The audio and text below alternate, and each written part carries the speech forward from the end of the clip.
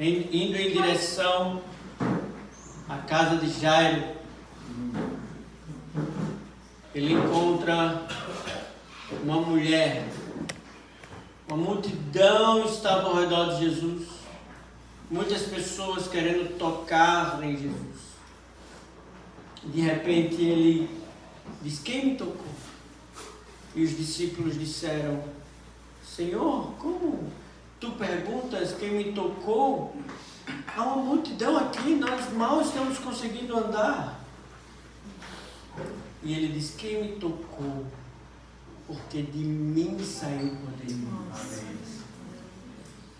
E aquela mulher que há tantos anos sofria,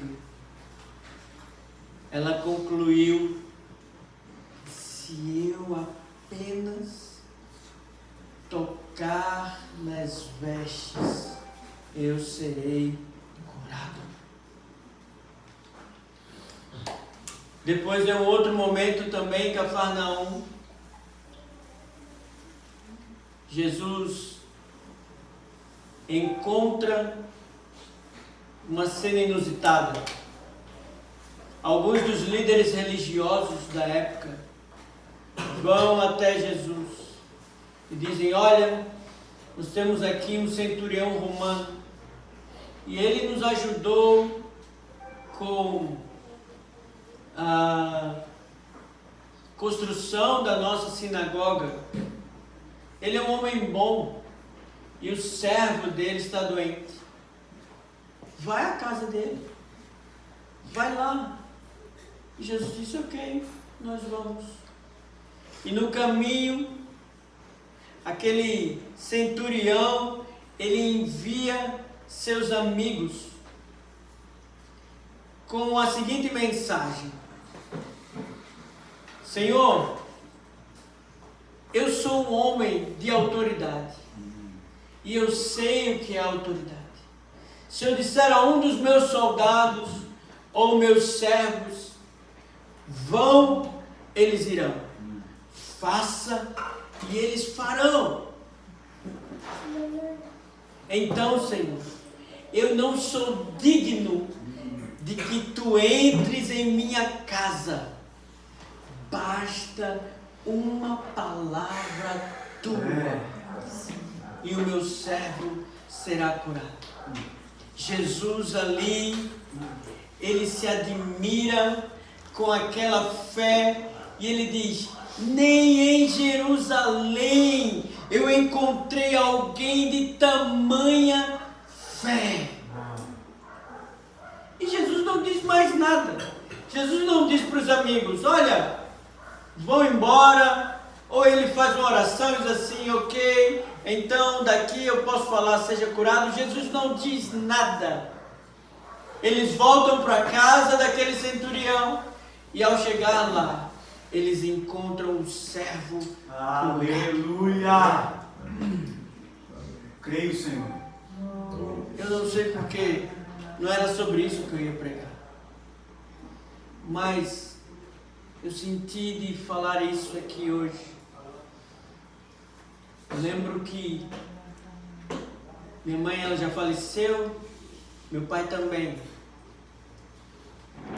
E lembro que há uns 15 anos atrás, ela, ou menos, talvez uns 10 ou 12, ela estava na UTI e eu estava indo ministrar em uma igreja lá na periferia do Recife. E eu estava no carro dizendo ao Senhor: Senhor, mais uma vez, idas e vindas da UTI, mais uma vez. E todas as vezes que ela entrava na UTI, os médicos diziam: ela não vai voltar, reúna a família. A família dela era eu, não havia mais ninguém. E eu me deparei com esse texto e eu comecei a gritar dentro do carro: Senhor, basta uma palavra tua e ela será curada. E ela, naquele instante, ela foi curada e saiu da UTI. e ela só veio a falecer muitos anos depois, mas não daquela doença com que ela estava dando. Então, eu não sei qual é a razão, aquilo que está incomodando o seu coração nessa manhã, mas eu sei de uma coisa: basta uma palavra de Jesus. Amém. Basta uma palavra. Em todo o Evangelho, Jesus ouviu uma vez que ele era filho. Quando ele encontra com João Batista e ele é batizado, o Espírito vem como uma pomba e se ouve uma voz dizendo: este é meu filho amado em quem me compraz. Depois ele é levado pelo Espírito para ser tentado no deserto. E por 40 dias jejuando, e o diabo aparece e tenta Jesus e diz: olha, assim, tu és o Filho de Deus, transforma essas pedras em pães. Se tu és o Filho de Deus, lança-te daqui do monte, porque está escrito que aos teus anjos darás ordem ao teu respeito. E Jesus em nenhum momento ele vacilou, porque ele sabia quem ele era. Ele conhecia o seu Pai. Não havia crise de identidade em Jesus. Ele sabia quem era seu Pai, ao ponto de rejeitar transformar pedras em pães, e ao ponto de rejeitar fugir da cruz. Jesus sabia quem ele era. Bastou uma palavra. Então, talvez alguém aqui esteja com dúvidas a respeito do amor de Jesus por você. Talvez você esteja passando por tantas dificuldades e você tenha desistido. Você tenha colocado em xeque o amor de Jesus, o amor de Deus sobre a sua vida. Mas o Senhor, Ele não precisa falar muitas vezes. Ele só precisa falar uma vez. Há alguém aqui que está cansado ou sentindo a sua fé cansada, está difícil, você está sentindo que o fardo que você está levando não é o fardo leve de Jesus? Eu gostaria de orar por você. Alguém assim, aqui, se sentir? Faz sentido? Amém? Uma irmã? Há mais alguém aqui? Mais outra? Mais alguém assim? Será que há mais alguém? Continua com a tua mão levantada, meu irmão e minha irmã. Há mais alguém? Mais alguém? Então, será que nós poderíamos, mais uma vez, se você está do lado de algum desses irmãos que está com a mão levantada, põe a mão no coração. Alguma irmã, põe a mão no coração dessas irmãs aqui. Tem duas irmãs aqui atrás, dois irmãos aqui na frente. Você pode impor as mãos sobre eles. Jesus está retirando o teu fardo nessa manhã. Basta uma palavra dele. Ele está retirando o fardo que você estava carregando. Esse fardo não é seu. Jesus, como Rebeca leu, ele tomou sobre si todas as nossas dores, enfermidades. Minha mãe, ela nunca foi curada do lúpus que ela tanto orou, mas o seu coração era livre e curado, porque basta uma palavra de Jesus. Nós somos filhos. Senhor, agora, Espírito Santo de Deus, Você que é o conhecedor de todas as coisas. Você que conhece o mais íntimo do nosso coração. Eu te peço agora, Espírito Santo, sopre, arranque esse fardo, em nome de Jesus. Troque pelo seu, Jesus. Sim, Que é Senhor. suave e leve. Sim, Senhor. Arranque esse fardo que não pertence aos meus irmãos e às minhas irmãs. Sim. Coloque o seu. Lance sobre ele agora, meu irmão, minha irmã. Nós cremos, Senhor, uma palavra tua. Vem curando agora o coração que está abatido, cansado, que está com vontade de desistir. Renova a fé nesse instante, Senhor. Renova a fé, Senhor. Derrame uma unção poderosa sobre os meus irmãos. Uma unção poderosa. Em nome de Jesus. Renove as forças, Senhor. Tire o cansaço.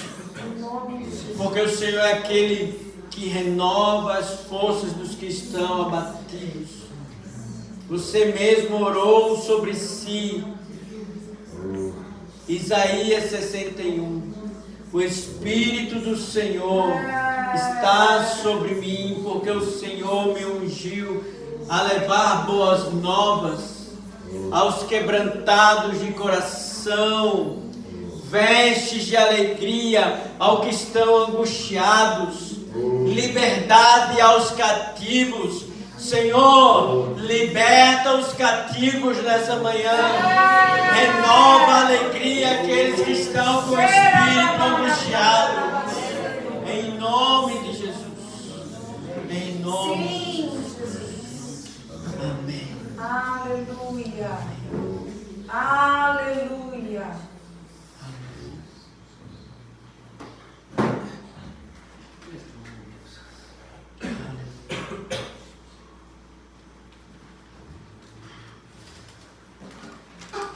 Irmãos, se você puder abrir sua Bíblia no livro de Lucas,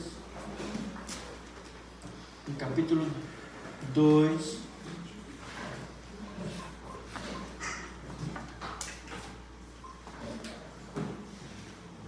Quando o pastor João falou com a gente sobre virmos aqui, nosso coração se encheu de alegria, mesmo sem saber o que Deus tinha preparado para hoje.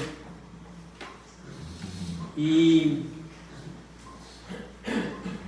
de alguma forma o Senhor está ferindo o nosso coração quando Ele disse sobre o tema desse, vamos colocar assim, retiro, não sei como é que vocês estão chamando, mas desse tempo que estamos passando junto aqui, até que Ele venha. Até que Ele venha. Interessante que o livro de Apocalipse, ele começa com revelação de Jesus e depois uma carta às igrejas.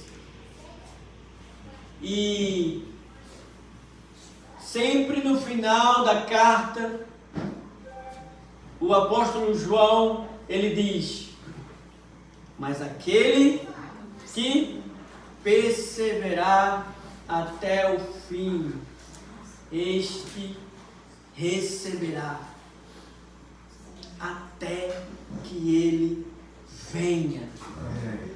O mais interessante é que o Espírito não nos deixa só na perseverança. Aquele que diz: busque ao Senhor, é o mesmo que diz: estarei convosco até a consumação dos céus.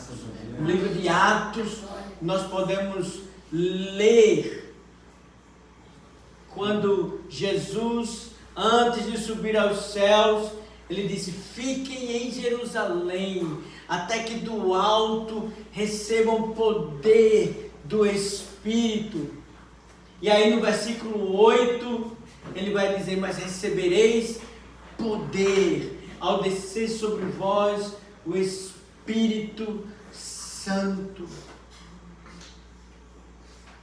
Na grande comissão, lá em Marcos, lá no final do Evangelho de Marcos, ele vai dizer assim: fiquem em Jerusalém, mas vocês serão revestidos do alto. Vocês receberão o poder do Espírito. Eu estarei com vocês até o fim. Então, mesmo Deus que manda perseverarmos, é o Deus que nos ajuda a perseverar. Graças a Deus. Não fazemos isso sozinho. Irmãos, sozinho a gente não persevera nem no casamento. A gente não persevera nem numa amizade. Quantos amigos disseram que eram seus amigos e que hoje não são mais? Nós não conseguimos perseverar em nada. E se tiver TDAH, pior a coisa, não é? Mas o Espírito, ele nos ajuda em todo o tempo nessa perseverança. Nos dias bons, nos dias maus, ele está sempre conosco. E já faz uns 3 ou 4 meses que a gente vem refletindo sobre uma questão muito curiosa.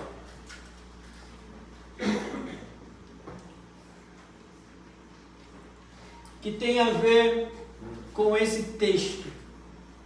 O livro de Lucas, no capítulo 2, ele relata o nascimento de Jesus. E como Maria se encontrou em Belém.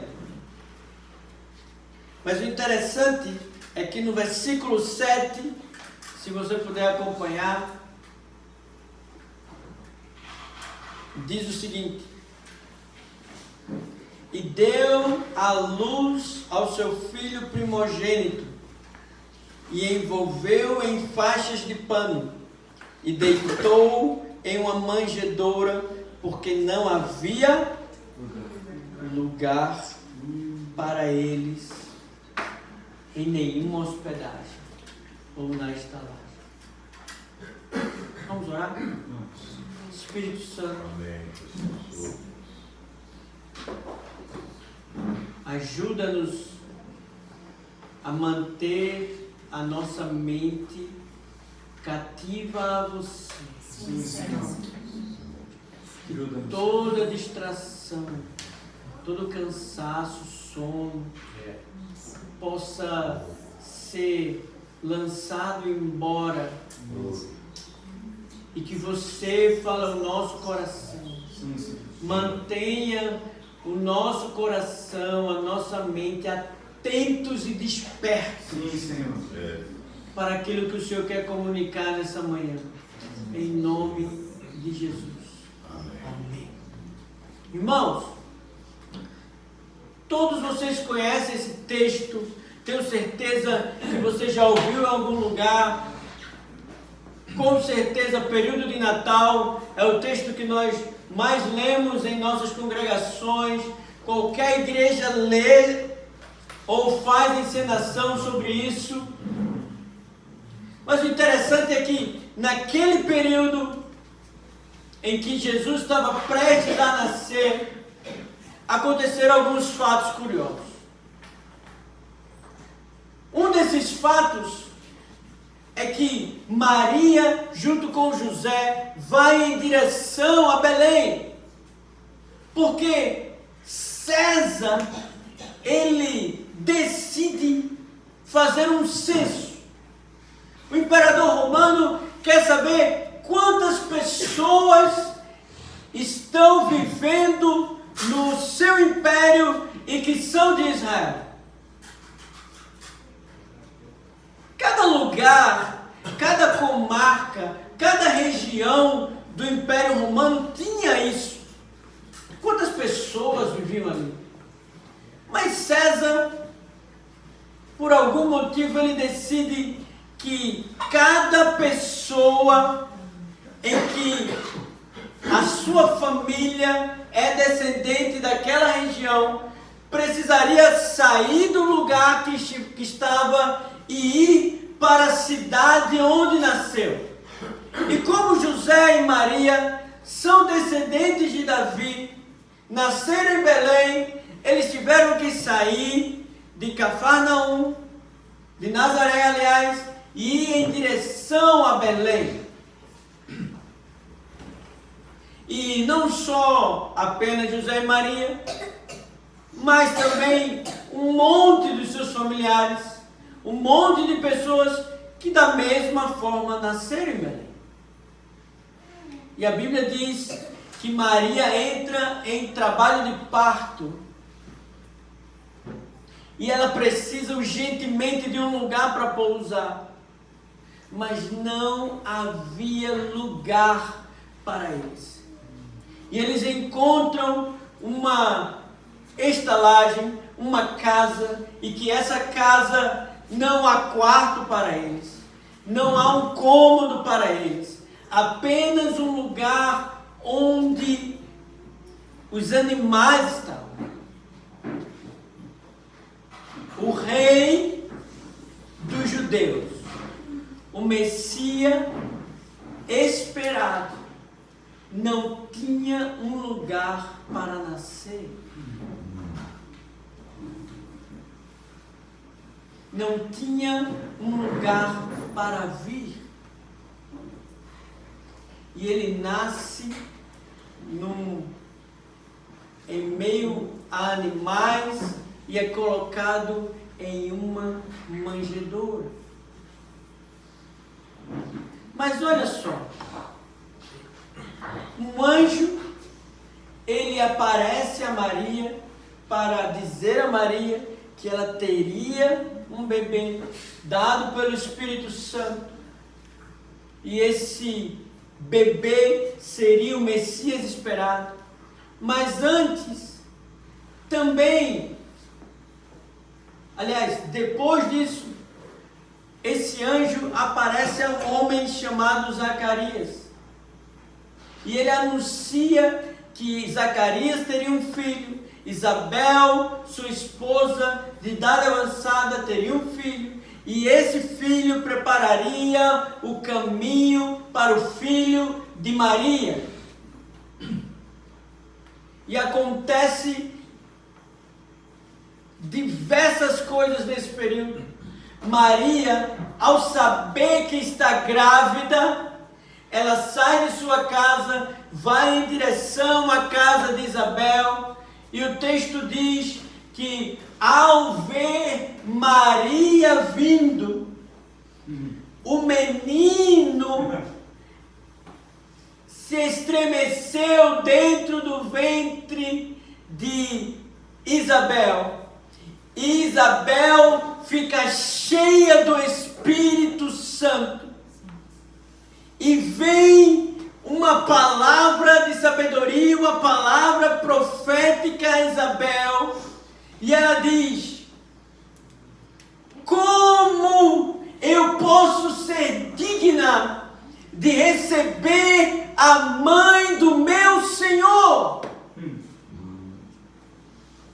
Gente, não é algo comum. Claro, nunca aconteceu isso antes, mas palavras proféticas naquele período não existia. Lembre-se, o último livro escrito, o último profeta que liberou algo da boca de Deus foi Malaquias. Não havia palavra 400 anos. 400 anos depois é inaugurado um novo tempo profético no mundo. Um anjo fala com um adolescente e depois fala com um homem já idoso, um sacerdote, em que o texto vai dizer que naquele período coube a Zacarias fazer o sacrifício através do turno. Ele estava indo para mais um turno.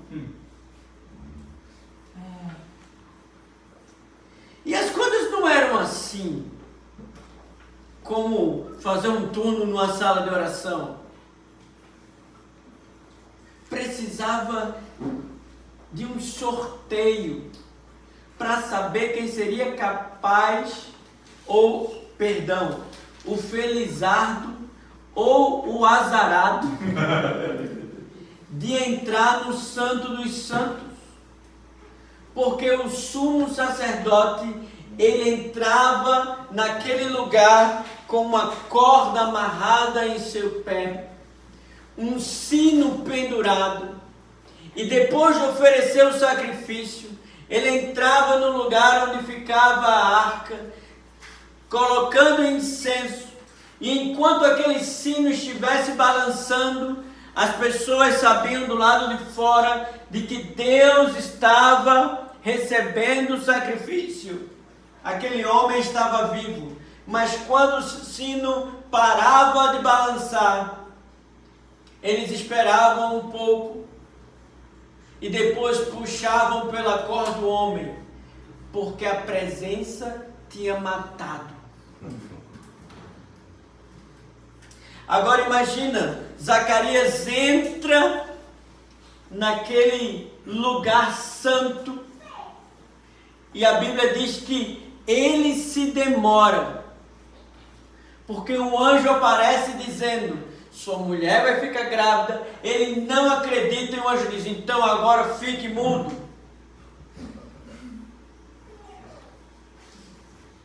Ele sai, todos ficam abismados porque o rosto dele estava diferente e ele não consegue falar, apenas escrever, e Maria fica grávida. Isabel fica grávida. E todos veem que Zacarias teve um encontro sobrenatural. Maria é levada depois para Belém. E lá não se encontra um lugar para Jesus. Jesus nasce. E alguns anjos vão anunciar o nascimento de Jesus. Você continuar a ler o texto, você vai ver que esses anjos anunciam para um grupo de pessoas determinado. Alguns pastores que estavam cuidando das suas ovelhas. Esses pastores estavam ali, no relento, do lado de fora. Os anjos anunciam e eles tomam uma decisão. No versículo 14 do mesmo capítulo, você pode acompanhar comigo. Diz o seguinte: glória a Deus nas alturas e paz na terra, boa vontade para com os homens. Esses são os anjos dizendo.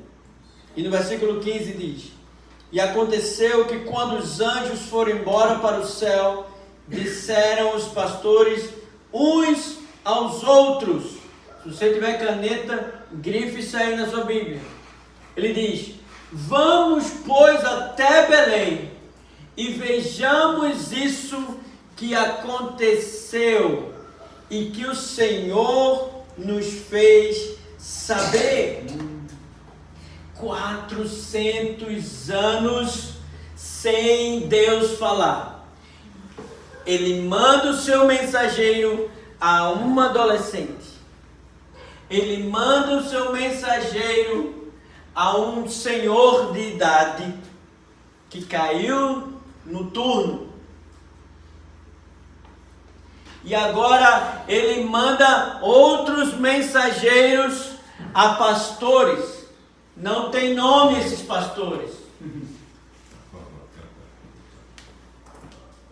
A Bíblia só diz que eram pastores. E eles recebem aquilo.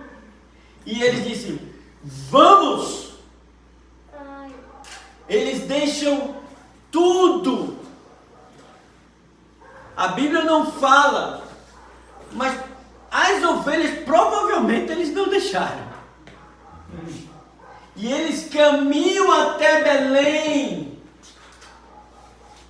E quando chegam, eles encontram Maria, o menino, eles veem José, e eles no versículo 17 fala que eles contaram tudo o que viram, e as pessoas que estavam ali ficaram maravilhadas com o que aconteceu.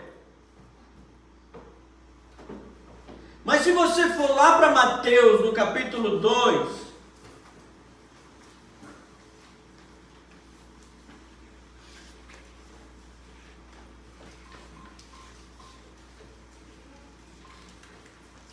a partir do versículo 1,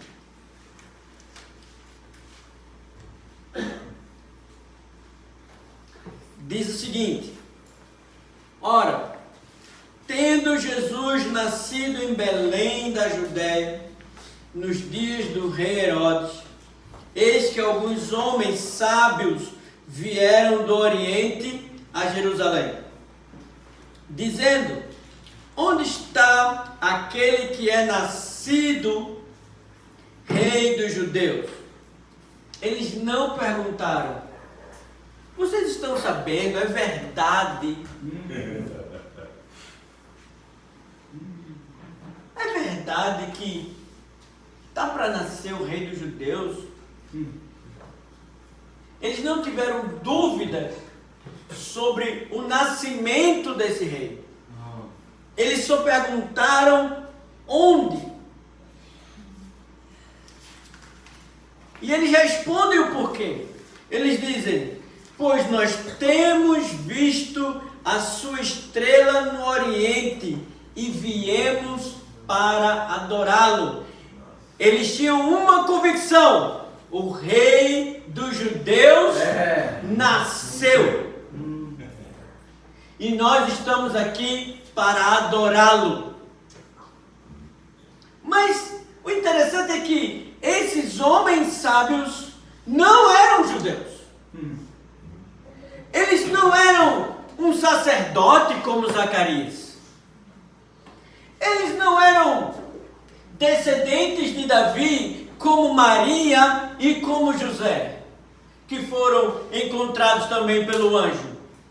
Eles eram homens do Oriente, da Babilônia provavelmente. E eles eram estudiosos, eles eram sábios, e eles disseram: onde está o rei dos judeus? Não era o rei deles, era o rei dos judeus, e eles queriam adorá-lo. E isso foi algo muito estranho para os judeus ali, porque eles colocam em xeque aquilo que até hoje os judeus colocam de forma contrária, em que Jesus não é Deus, mas eles colocam Jesus como divindade. Ele diz: nós queremos adorá-los. E depois que você continua lendo, você vê que Herodes, ele fica preocupado.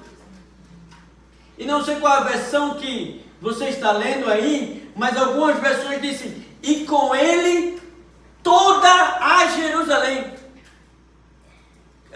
Põe aí, por favor, no próximo versículo 3, eu acho. O rei Herodes, ouvindo isto, perturbou-se, e toda a Jerusalém com ele. Gente, presta atenção. Uma cidade inteira entra em alvoroço, porque homens, que a Bíblia não diz quantos, dizem, o rei dos judeus nasceu, nós vimos a sua estrela, estamos aqui para adorá-lo. Herodes e toda uma cidade entra em alvoroço. Imagina se Jesus aparece nos ares nesse momento agora. E toda Bragança Paulista o vê. Certeza. Vocês não estariam aqui para me ouvir. Vocês estariam olhando para ele. Sim. Se encontrando com ele. E aqueles que ficarão olhando para a gente, subindo, se encontrando com ele, se perturbarão. Vai ser um dia muito terrível de ver. Uma vez eu estava num culto e quem estava pregando era uma professora minha, quando era 5ª ou 6ª série. E ela era missionária na África e ela dizia que uma vez eles estavam orando na tenda que eles construíram, e a tenda o telhado era de palha, e os feiticeiros começavam a voar por cima do telhado da tenda que eles faziam para intimidar os irmãos. E ela dizia que nas frestas das palhas, ela via quando eles passavam e eles davam gritos horríveis. E eu dizia, eu só acredito nisso porque eu sei quem é essa minha professora. Ela não estaria mentindo sobre isso. Agora, 2 ou 3 homens fazendo isso. Imagina quando uma procissão de homens e mulheres mortos ressuscitando forem se encontrar com Jesus nos ares. Que dia! Toda a terra se perturbará. Sim. Mas nesse dia, Jerusalém entrou em alvoroço. Herodes, ele diz o seguinte: chamem os príncipes dos sacerdotes. Não sei como é que está essa versão aqui que vocês estão acompanhando. Põe no próximo versículo, por favor, minha irmã. E congregados todos os principais dos sacerdotes. Alguma versão tem assim, príncipe dos sacerdotes. É os principais, a mesma coisa. E os escribas do povo perguntou-lhes onde havia de nascer o Cristo. Então eles abriram o texto, provavelmente o texto de Miqueias 5, que diz: da cidade de Davi, Belém, nascerá tu. E tu, Belém, terra de Judá, de modo nenhum és a menor entre as capitais de Judá, porque de ti sairá o guia que há de apacentar o meu povo de Israel. Está escrito lá em Miqueias 5. Agora, sabe a decisão interessante disso tudo? Herodes diz para os magos, os homens sábios do Oriente: faça o seguinte, é em Belém, vão para Belém, procurem, e quando vocês acharem, me comuniquem, porque eu quero adorar. Irmãos, nós vemos duas perspectivas. A primeira perspectiva de homens e mulheres simples, como Maria e Isabel, Zacarias, José e os pastores. Isabel, ela adora Jesus, Jesus ainda no ventre. Depois você pode ler a canção de Zacarias, quando ele toma João Batista em suas mãos. Mas aquela postura de pessoas também como os reis magos, que saem do Oriente com a convicção de que Jesus, o rei dos judeus, tinha nascido. E agora a postura de Herodes, o rei, dos principais sacerdotes, dos escribas e de toda Jerusalém. De ao invés de buscarem onde está o rei, eles ficaram perturbados. Imagina, você é um sacerdote, você é um escriba, você é um estudioso da lei e dos profetas. Tudo que Jerusalém estava querendo era que o Messias viesse. Naquele tempo, vários falsos cristos tinham se levantado, mas nenhum com algo tão marcante. E eles nem para irem lá observar.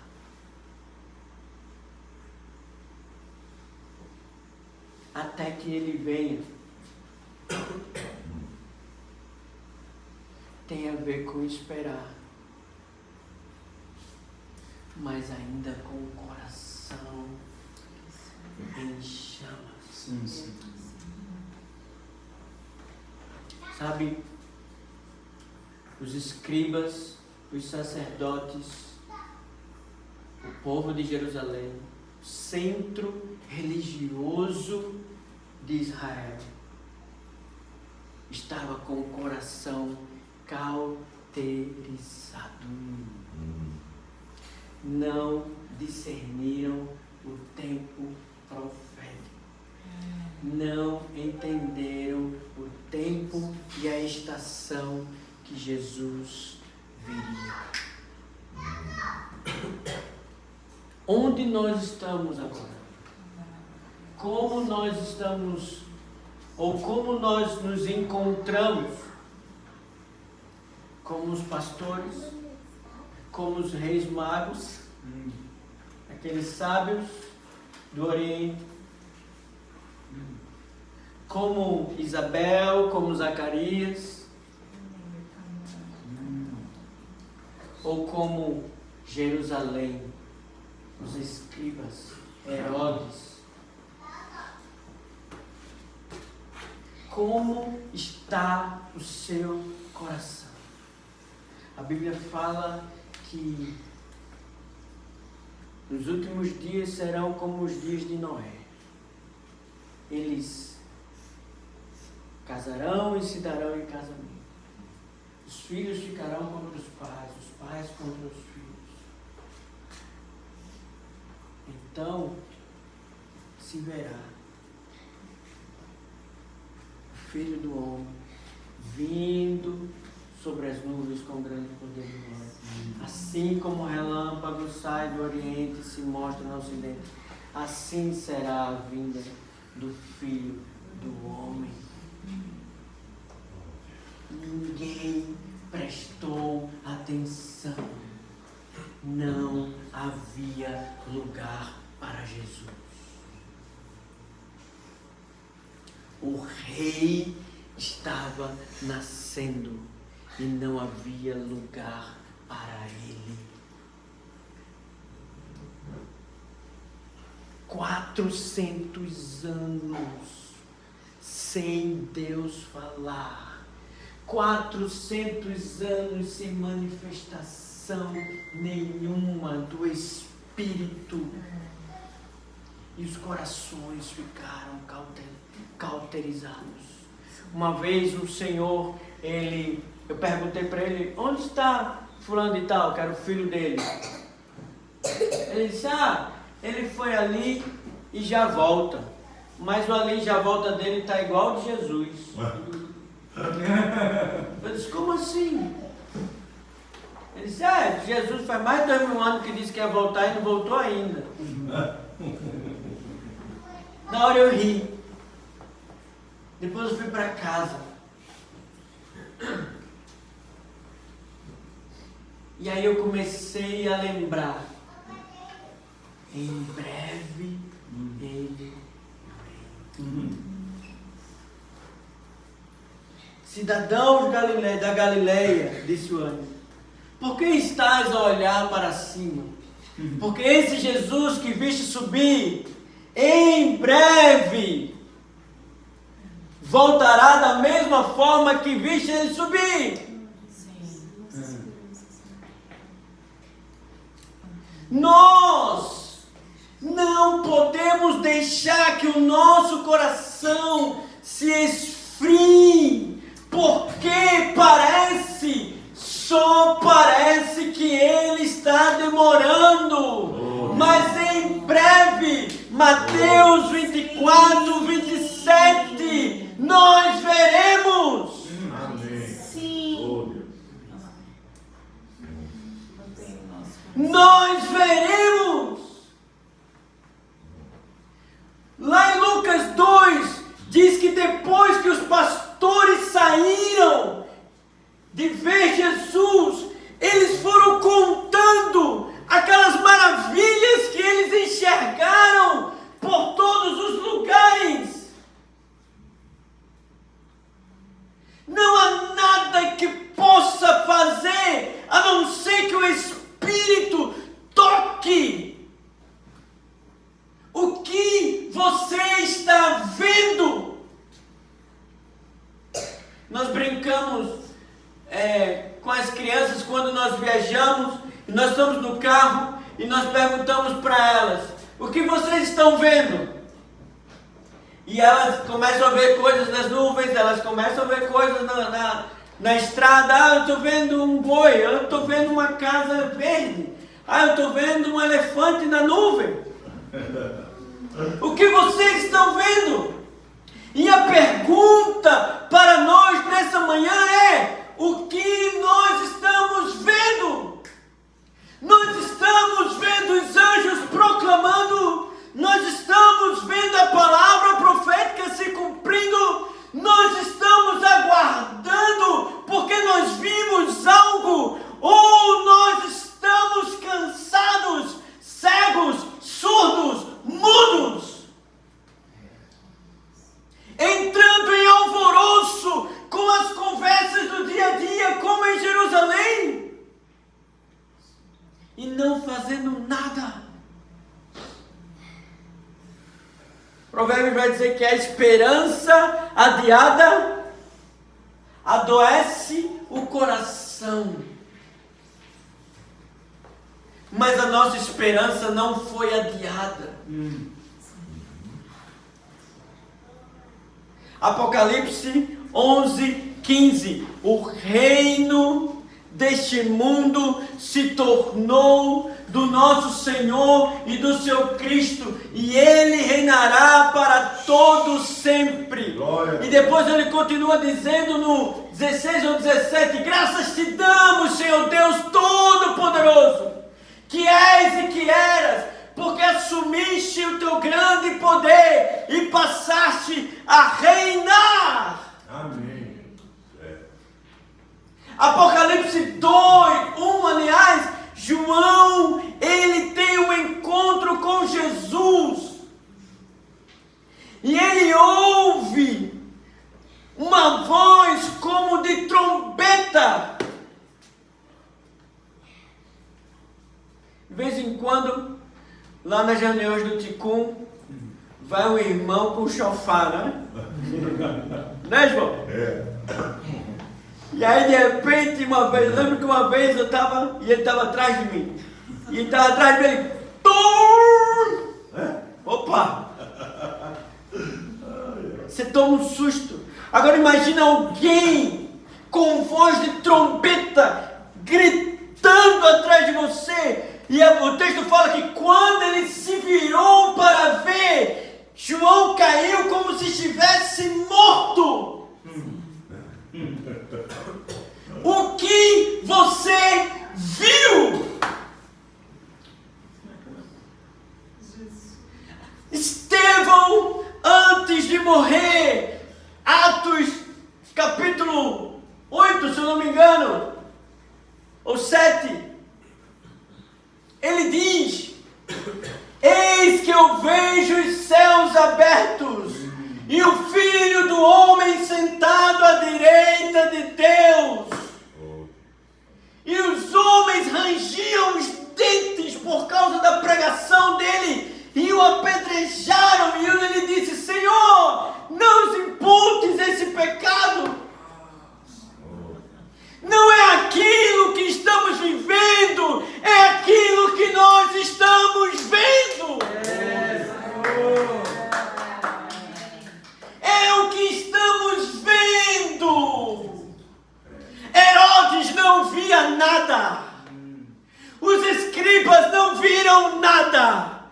Os principais sacerdotes não viram nada. Mas houve homens e mulheres que viram.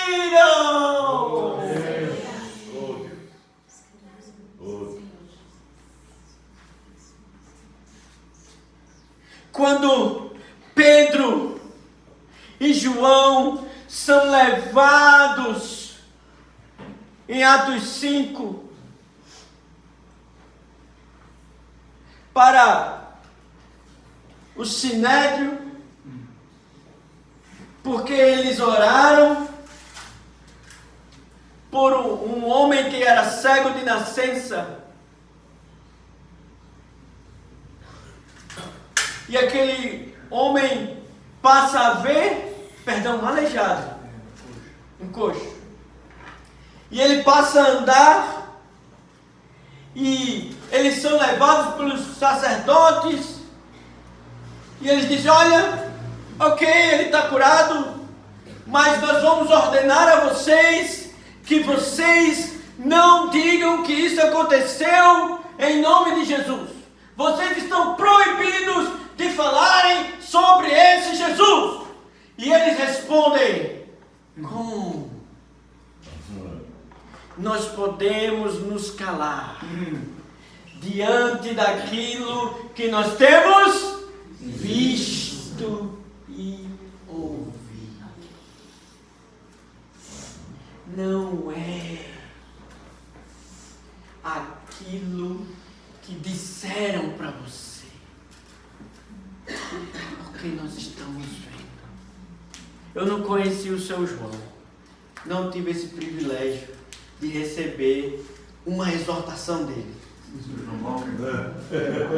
Seu João Walker. Hein, Joãozão? Mas me contaram as histórias. Mas me contaram também que ele dizia: só vai quem vê a lebre. Os outros cachorros estão correndo por causa dos cachorros. Mas quem vê a lebre é só um que vê. Será que nós estamos aguardando Jesus simplesmente porque estamos correndo com os outros cachorros? Ou porque nós, como Pedro e João, nós vimos? Nós vimos. Faz isso, Senhor. Nossa. Sim. Nossa glória. Os dias da volta de Jesus serão dias parecidos como o da primeira vinda. Você já notou que hoje na maioria das nossas congregações não se fala do anseio, não se fala da vinda dele. Mas que Deus tem levantado pessoas simples para falarem.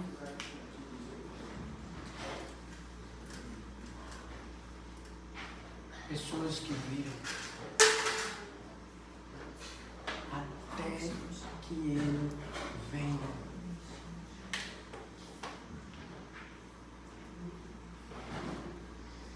Não se passaram 400 anos. Nós estamos há mais de 2000 anos, como disse aquele senhor.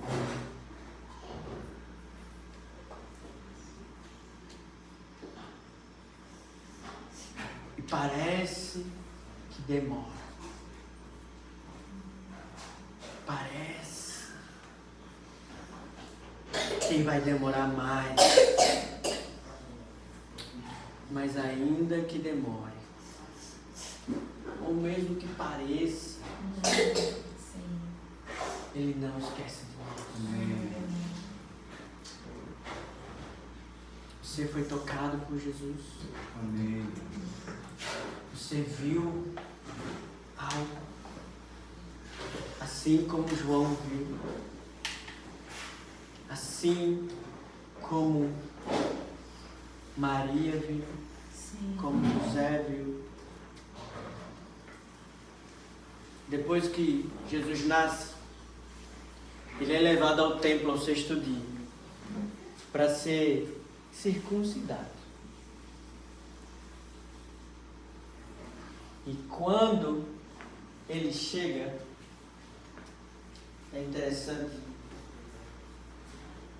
Vamos ver esse texto. Deixa eu achar ele direitinho aqui.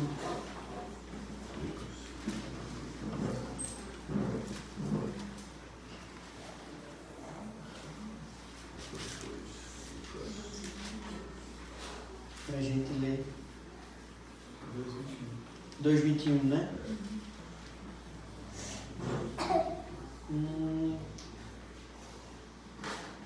E ao se completarem os 8 dias, 8 não dá, né, gente?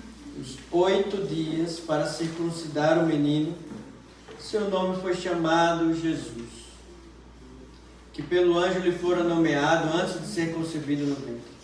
E cumprindo-se os dias da sua purificação, segundo a lei de Moisés, eles o levaram para Jerusalém para apresentá-lo ao Senhor. Conforme está escrito na lei do Senhor, todo homem que abrir o ventre será chamado de santo ao Senhor. E para oferecerem o sacrifício de acordo com o que foi dito na lei do Senhor, um par de rolinhas ou 2 pombinhos. Agora preste atenção aí. E eis que havia em Jerusalém um homem cujo nome era Simeão. E este homem era justo e piedoso, esperando a consolação de Israel. E o Espírito Santo estava sobre ele. Presta atenção. Ele era justo, piedoso, e ele estava esperando. Versículo 26. E lhe fora revelado pelo Espírito Santo. Revelação tem a ver com ver. Ou seja, é ver aquilo da forma correta.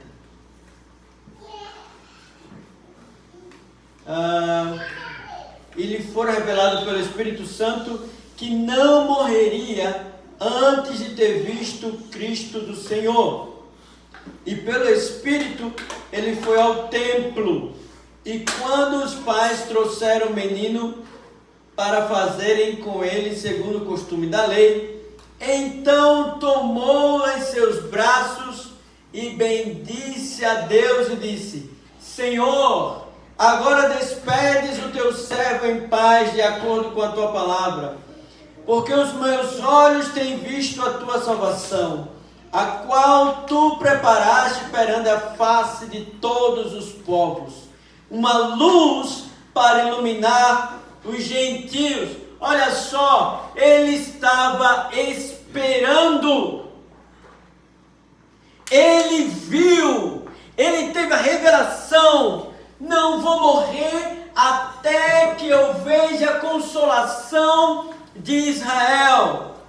E quando ele toma o menino, ele diz: esse menino será luz. O que a luz faz? E traz revelação. Aleluia. Sabe o que ele acaba de dizer?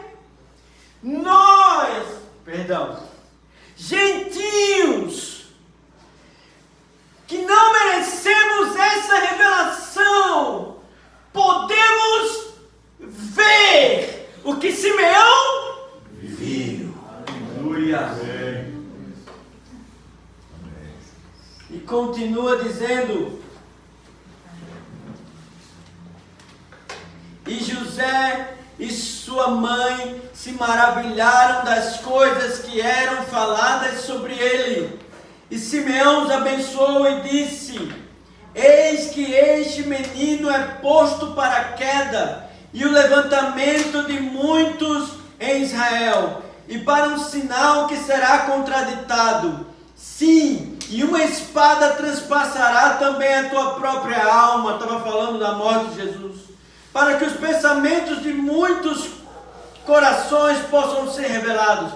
Aí aparece uma outra pessoa, uma outra mulher. E estava ali Ana, profetisa, filha de Fanuel, da tribo de Aser, ou Aser. Ela era de idade avançada, tinha vivido com o marido 7 anos, desde a sua virgindade, era viúva de quase 84 anos. E não se afastava do templo, servindo dia e noite com jejuns e orações. E vindo ela naquele momento, também deu graças ao Senhor, e falando dele a todos os que aguardavam a redenção em Jerusalém. E havendo concluído todas as coisas segundo a lei, eles voltaram a Galileia, para sua própria cidade, Nazaré. Deus sempre mostra, sempre abre os olhos para aqueles que esperam. Como nós estamos aguardando? Como Simeão, como Ana, que não tinham nada a ver com a história, mas que seus corações estavam aguardando ardentemente, ao ponto, havia tanta chama no coração de Simeão, que o Espírito disse a ele: olha, você não morrerá sem ver a consolação de Israel. E ele toma em seus braços. Ou como Ana, aquela mulher, aquela senhora de 84 anos, já cansada, viúva, ela poderia ter se casado, mas ela decidiu servir o Senhor, desde a sua juventude até a sua velhice, com o coração aquecido, porque ela viu aquilo que ninguém estava vendo. Se a luz que nós precisamos, a luz chegou. Aleluia. Há 2024 anos atrás. Sim.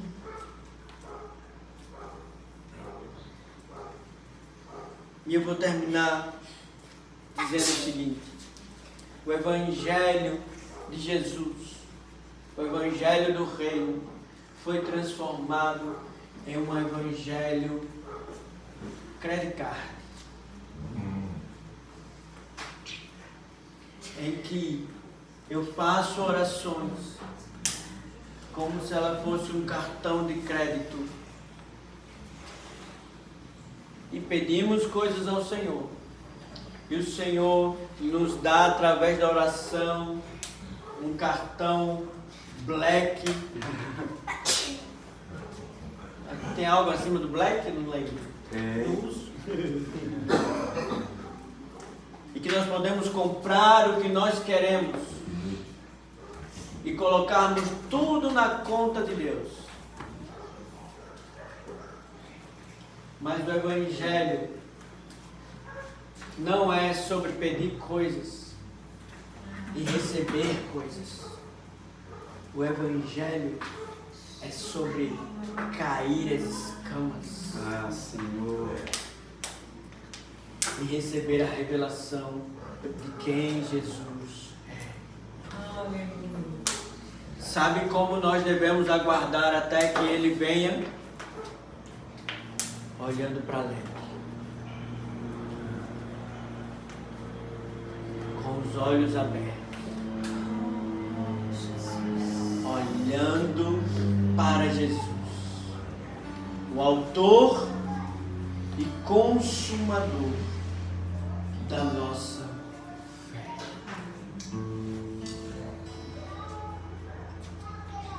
Como está seu coração hoje? Talvez você só esteja caminhando, ou talvez você até esteja correndo. Você tem ministério, você tem trabalho, serviço, sua vida cristã e religiosa, está tudo bem, você vai para as reuniões, você está nos cultos, você tem uma reunião caseira, você é chamado, prega, canta, apacenta pessoas, mas está apenas correndo com o fluxo.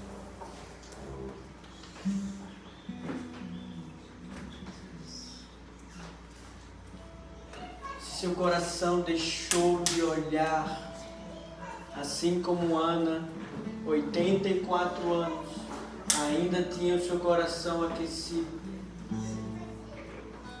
E olhando, não importa quanto tempo, os meus olhos verão o Rei. Sim. Não importa se mais 10 anos, se mais 15 anos, se mais 20 anos, os meus olhos encontrarão o Rei. Eu comecei falando sobre a minha mãe. A última vez que ela esteve na UTI, ela teve uma embolia e ela teve que fazer traqueostomia. Eu lembro que eu cheguei para visitá-la, porque não pode ficar lá com ela, né, na UTI. E eu ia todos os dias, durante 3 meses, foi a última vez que ela ficou. E eu lembro que um mês depois de ela estar lá, eu cheguei e ela estava sentada. E ela estava aqui com a traqueostomia. E eu disse: mãe, você está bem, você vai ficar melhor. E eu levava o tablet, tirava muitas fotos de Zoe, porque Zoe tinha 3 meses de idade. E eu levava todo dia fotinha de Zoe para ela poder ver de como Zoe estava cada dia. E eu cheguei e comecei a vibrar: você vai sair daqui, mãe, mais uma vez. E ela, com aquele jeito difícil de falar, não é? Ela fez: não. Eu disse: como não? Ela disse: Jesus veio aqui. Ele me disse. Minha mãe tinha o costume de orar todos os dias, Joãozão, entre 5h30 às 6h30 da manhã. Todos os dias. Se conseguia sentar ou se não conseguia sentar, ela abria sua Bíblia e todos os dias ela buscava e clamava ao Senhor. Ela era uma presbiteriana. Desde os meus avós. Na verdade, meu bisavô era. E muitas vezes eu acordava cedo para o trabalho. E ela estava orando em línguas. Ou estava lendo a Bíblia em lágrimas. E quando ela faleceu, eu recebi a ligação. E eu perguntei à médica, qual foi o horário que ela faleceu? E eles disseram, 5:30 da manhã.